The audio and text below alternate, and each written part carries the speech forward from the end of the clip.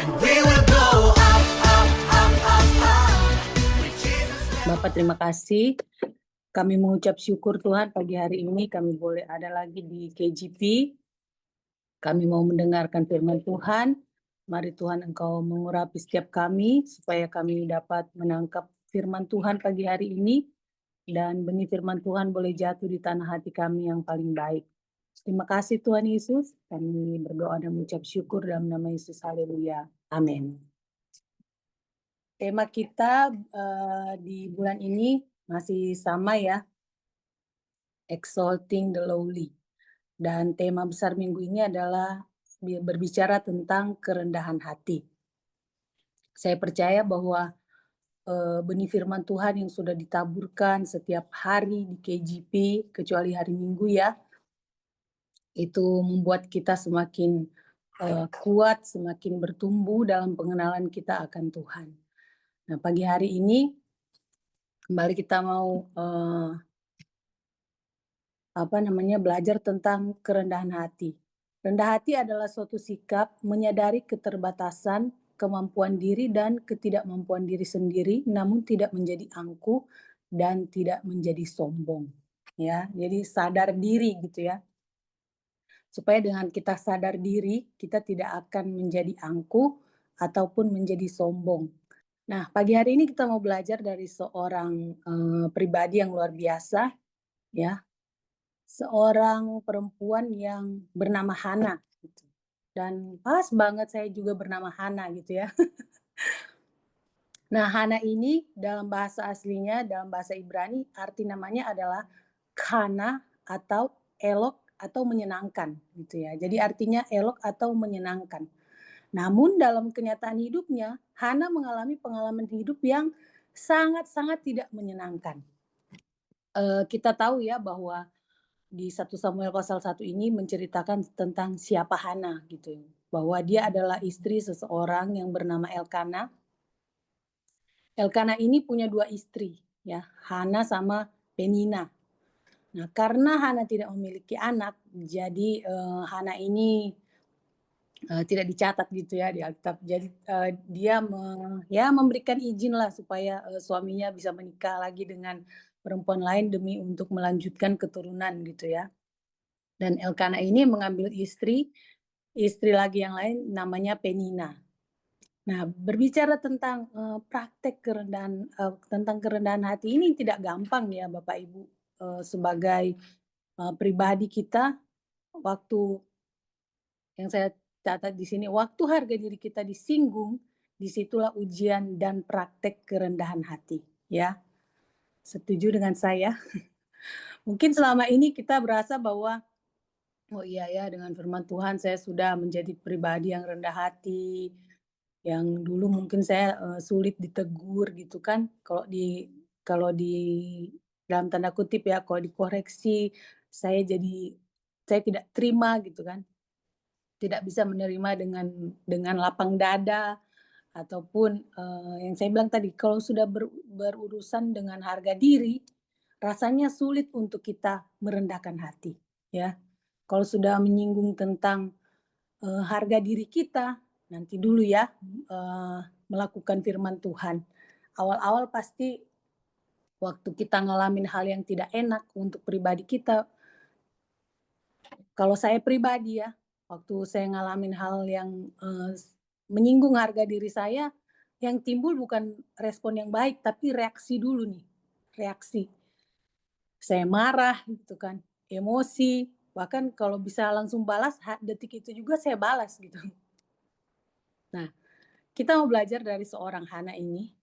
Poin yang pertama, dia disakiti dan direndahkan, ya. Disakiti dan direndahkan. Di 1 Samuel 1 ayat 6 ini di TSI ditulis gini, Penina seringkali merendahkan dan menghina Hana karena Tuhan memang membuat Hana tidak bisa hamil. Di 1 Samuel 6 ayat 7, 1 Samuel 1 ayat 6 sampai 7, tadi menurut terjemahan yang lain ya. Nah, di sini dikatakan gini, tetapi madunya selalu menyakiti hatinya supaya ia gusar karena Tuhan telah menutup kandungannya. Di ayat 7 dibilang gini, "Demikianlah terjadi dari tahun ke tahun, setiap kali Hana pergi ke rumah Tuhan, Penina menyakiti hati Hana sehingga ia menangis dan tidak mau makan." Jadi ya Bapak Ibu, Hana ini, apa namanya ya, kalau dibilang istilah zaman now, dibully ya. Dia dibully oleh madunya gitu ya, oleh madunya, si Penina ini. Bahkan firman Tuhan bilang, terjadi dari tahun ke tahun. Berarti kan dalam jangka waktu yang panjang gitu ya, bukan sebentar, bukan sekali, 2 kali. Dari tahun ke tahun, setiap kali Hana pergi ke rumah Tuhan, Penina menyakiti hati Hana sehingga ia menangis dan tidak mau makan. Kalau saya lihat si Hana ini ya, aduh luar biasa hatinya ya, lembut banget gitu.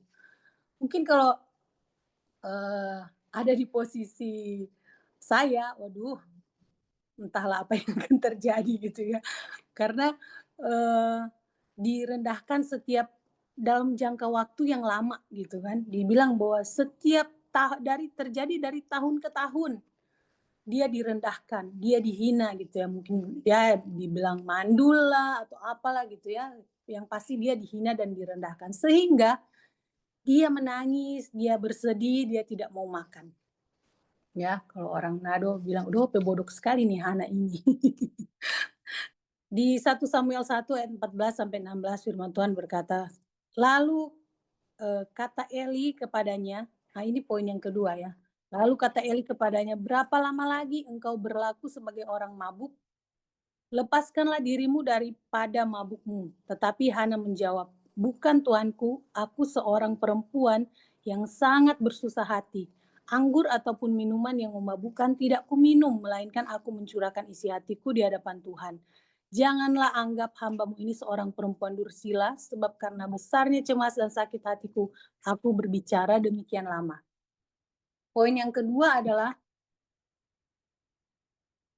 bagaimana waktu disalah mengerti orang gitu ya. Praktek kerendahan hati ini waktu disalah mengerti orang. Seorang Hana gitu kan yang datang ke bait Allah dan disalah mengerti oleh seorang Imam Eli gitu ya. Dia menyangka bahwa Hana ini adalah perempuan yang sedang mabuk gitu kan. Padahal dia berbicara sama Tuhan karena sudah tidak tahu lagi bagaimana cara dia harus menyampaikan isi hatinya sampai dia menangis terseduh-seduh bahkan dia berkomat kamit gitu ya.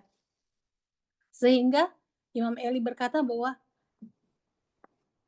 apa namanya, "Kamu ini udah perempuan yang udah mabuk," gitu kan, "bangun dari mabukmu," gitu. Lalu, di ayat yang ke-15 Hana bilang gini, "Tetapi Hana menjawab, 'Bukan tuanku, aku seorang perempuan yang sangat bersusah hati,'" gitu ya. Waktu disalah mengerti seorang hamba Tuhan, kalau jadi kita mungkin ya, kalau jadi saya gitu, barangkali saya udah sudah bereaksi gitu ya, waktu kita disalah mengerti, apalagi oleh seorang hamba Tuhan gitu kan. Pasti yang ada kita, "Ah, pindah gereja aja, ngapain di sini, orang gereja banyak," gitu kan. Udah capek-capek, disalah mengerti, pasti kita akan bereaksi gitu. Namun apa yang dilakukan oleh Hana, dia, tetap berespon dengan baik gitu kan. Bahkan di ayat yang ke-16 di sini dia bilang gini, "Janganlah anggap hambamu ini seorang perempuan dursila." Wah, luar biasa gitu ya. "Jangan anggap saya ini seorang perempuan dursila." Dikatakan bahwa, "Sebab karena besarnya cemas dan sakit hati aku berbicara demikian lama." Tadi saya sempat baca satu informasi bahwa, banyak kaum wanita ini ngalamin sakit yang dalam tanda kutip ya, sakit-sakit yang luar biasa hari-hari ini dimulai dari apa, dari pikiran. 1% makanan, 99% pikiran. Ngalamin kesedihan, kecemasan yang berlebihan ya, sehingga membuat dia sakit. Nah, Hana ini ngalamin hal yang tidak enak loh Bapak Ibu ya, selama bertahun-tahun, setiap tahun dia disakiti. Namun hebatnya, apa yang dilakukan Hana waktu dia disakiti, dia tidak, berespon dengan, eee, apa namanya, kalau zaman zaman now ini kan healing-healing gitu ya, dikit-dikit healing, kalau kita lihat zaman dulu ya, ibu-ibu zaman dulu, ya kan, oma opa kita lah ya, punya adik kakak banyak gitu kan, kayak, oma saya punya anak 10 dari sebelah mama gitu. Nggak ada tuh zaman dulu denger dia depresi atau apa gitu ya, nggak ada pembantu, nggak ada babysitter, merawat dan membesarkan 10 anak. Nah kita zaman sekarang ini baru punya 1 atau 2 aja udah nggak karu-karuan gitu ya, dikit-dikit mau healing, entar hilang kita. Nah belajar dari Hana pagi hari ini, bagaimana dia tetap rendah hati sekalipun direndahkan dan disalah mengerti. Yang pertama adalah Hana datang pada Tuhan dengan hati yang hancur. Nah, waktu kita disalah mengerti, kita direndahkan, mari kita datang sama Tuhan dengan hati yang hancur. Jangan kita apa, membalas gitu ya perbuatan jahat yang dilakukan orang kepada kita dengan kita kata Pastor Morin bilang waktu kita dijahatin kita berdoa supaya hal-hal yang jahat terjadi juga sama orang itu sedetik-detik itu juga gitu ya. Tapi kita mau belajar, sama-sama belajar bahwa waktu kita direndahkan, disalah mengerti orang, mari kita praktek kerendahan hati ini ya, yaitu datang pada Tuhan dengan hati yang hancur. Hana ini di ayat 10 firman Tuhan berkata, dan dengan hati pedih ia berdoa kepada Tuhan sambil menangis terseduh-seduh. Ya, ini kalau dibilang bapak-bapak, ini mah wanita gitu kan. Kalau bapak-bapak mah jarang menangis terseduh-seduh gitu kan. Jadi pengalaman yang tidak enak, mari membawa kita semakin dekat sama Tuhan. Semalam di Kingdom Encounter, Kak Roni bilang bahwa terhubung dengan Tuhan ya. Kita harus terhubung dengan Tuhan supaya dalam bertindak apapun itu kita selalu melibatkan Tuhan. Semalam Kak Roni ngajar tentang Daud ya. Daud yang memenangkan banyak peperangan gitu kan. Namun waktu dia hendak memindahkan tabut perjanjian, dia melakukan sesuatu yang nggak tanya Tuhan. Padahal dia bikin sesuatu yang dalam tanda kutip ya kalau hari ini spektakuler. Dia mengundang 30, melibatkan 30.000 orang gitu ya, untuk mengangkut tabut perjanjian ini untuk dipindahkan kembali ke kota Daud. Namun yang terjadi, dia tidak bertanya sama Tuhan. Jadi dia siapin kereta kuda gitu kan, kereta berlapis emas mungkin barangkali. Tapi itu bukan itu caranya Tuhan sehingga, Kak Roni bilang gini, apa yang kita lakukan baik menurut kita belum tentu benar. Jadi sekalipun kita lakukan yang menurut kita baik, tapi tetap salah. Kayak misalnya nih saya ya, saya minta tolong sama suami saya, "Abang tolong dong gantiin bohlam," karena bohlamnya putus misalnya di rumah. Tapi begitu saya pulang suami saya nggak melakukan itu gitu, tapi dia bersihin rumah gitu kan, dia cuci piring mungkin atau sebagainya, dia bilang, "Saya udah bersihin rumah ya." Tapi kan tugas utamanya bukan itu, saya suruh gantiin bohlam, tapi dia tidak melakukan itu. Sekalipun yang dilakukan baik, tapi salah. Nah, pagi hari ini kita mau mengkoreksi gitu ya kehidupan kita selama ini perjalanan iman kita sama Tuhan. Apakah yang kita lakukan ini berkenan sama Tuhan gitu kan? Waktu kita direndahkan orang, kita disalah mengerti orang, yuk mari kita datang sama Tuhan dengan hati yang hancur. Karena firman Tuhan berkata bahwa orang yang datang sama Tuhan dengan hati yang hancur itu diindahkan Tuhan. Dikatakan di sini Mazmur 51 ayat 19, korban sembelihan kepada Allah ialah jiwa yang hancur, hati yang patah dan remuk tidak akan kau pandang hina, ya Allah. Dalam kita mempraktekkan kerendahan hati, di sini kita berkorban, gitu ya. Korban perasaan, ya kan. Kita harus menahan sesuatu yang bisa kita balas, namun kita tahan, gitu. Sesuai dengan firman Tuhan, bahwa waktu kita disakiti, kita direndahkan orang, mari kita belajar untuk melepaskan pengampunan dan berdoa ya. Buat firman Tuhan bilang berdoa buat musuh, buat orang yang menyakiti kita. Yang kedua, yang kita bisa belajar dari Hana ini adalah tetap tunduk dan hormat kepada otoritas. Di 1 Samuel 1 ayat 17 sampai 18 dikatakan, "Jawab Eli, pergilah dengan selamat dan Allah Israel akan memberikan kepadamu apa yang engkau minta daripadanya." Sesudah itu berkatalah perempuan itu, "Biarlah hambamu ini mendapat belas kasihan daripadamu."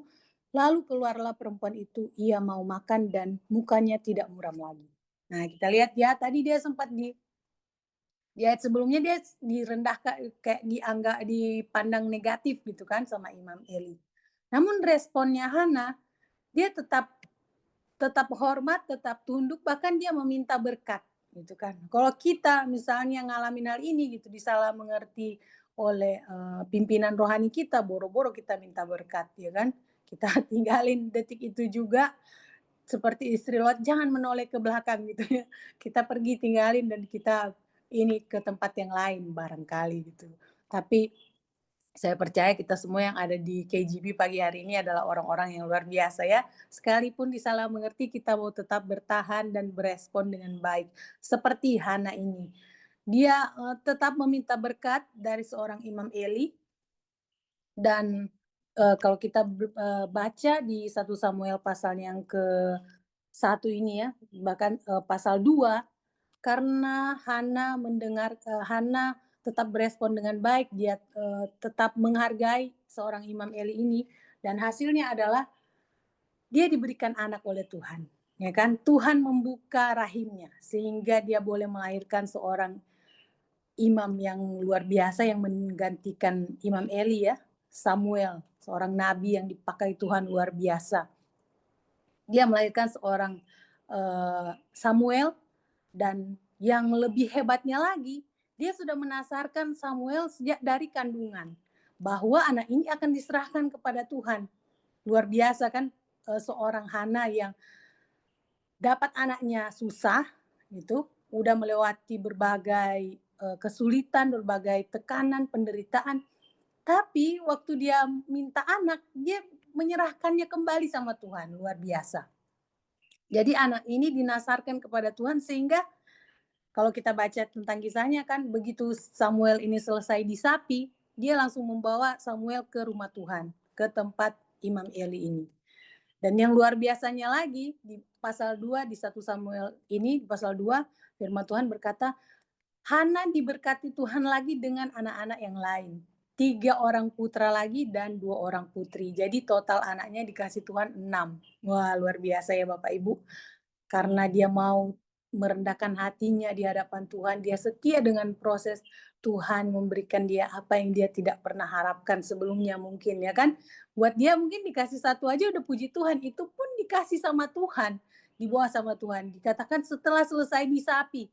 Kalau anak saya Nia umur 2 tahun gitu kan, begitu lepas ASI umur 2 tahun. Jadi saya bayangin gitu, seorang Samuel yang masih kecil, barangkali umur 2 tahun, udah diserahkan ke rumah Tuhan di tempat Imam Eli, dan saya percaya bahwa itu bukan sesuatu yang mudah gitu ya. Dia berkorban luar biasa.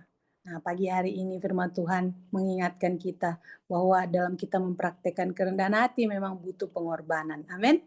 Katakan ganjaran kerendahan hati, Amsal 22 ayat 4, ganjaran kerendahan hati dan takut akan Tuhan adalah kekayaan, kehormatan, dan kehidupan. Amin. Kita mau menjadi orang yang rendah hati di hadapan Tuhan, orang yang takut akan Tuhan, supaya ada berkat Tuhan yang luar biasa dalam hidup kita. Bukan hanya materi, namun berkat-berkat rohani, berkat kehormatan, dan kehidupan. Ya, ada satu quote yang saya pinjam dari Kak Roderini kemarin, dia bilang, tetaplah rendah hati jika suatu saat kau mampu terbang jauh lebih tinggi. Amin. Kita mau tetap rendah hati supaya banyak hal yang Tuhan akan percayakan dalam hidup kita. Kalau kita sombong, kita tinggi hati, kita tidak berlawanan dengan orang lain, tapi kita berhadapan dengan Tuhan, ya kan? Karena firman Tuhan berkata, Tuhan menentang orang yang sombong, orang yang congkak, menjadi musuhnya Tuhan. Jadi pagi hari ini kalau kita dikoreksi dengan firman Tuhan, kita mau menerima dengan baik apa yang firman Tuhan katakan pagi hari ini. Ya, sharingkan di breakout room kita masing-masing. Waktu kita direndahkan dan disalah mengerti orang, apakah kita bisa langsung mempraktekkan kerendahan hati dengan mudah, dengan gampang, atau dengan perjuangan, istilahnya berdarah-darah gitu ya. Butuh kita menurunkan ego, membuang kesombongan ya. Mari kita mau sharingkan di breakout room kita pagi hari ini. Mari kita berdoa.